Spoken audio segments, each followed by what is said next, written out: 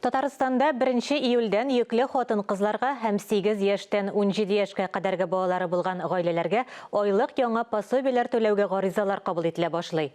Яңа түләүләр 8 яшьтән алып 17 яшькә кадәрге балалы, гаиләдә бердән-бер ата-ана булган яки суд карары белән алимент билгеләнгән, әмма ул түләнмәгән очракта бирелә. Бу хакта хөкүмәт йортында узган брифингта Россия пенсия фондының Татарстан буенча идарәсе җитәкчесе Эдуард Вафин белдерде. Пособиеләр йөклелекнең иртә срокларында медицина оешмасында теркәлгән хатын-кызлар өчен дә каралган.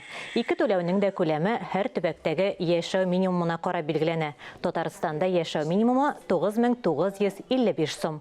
Гаризаларны кабул итү 1 июльдән башлана, түләүләр августта гына бирелә. 1 июльдән пенсия, ана капиталы һәм башка төр айлык социаль түләүләр МИР картасына гына күчерелә башлый.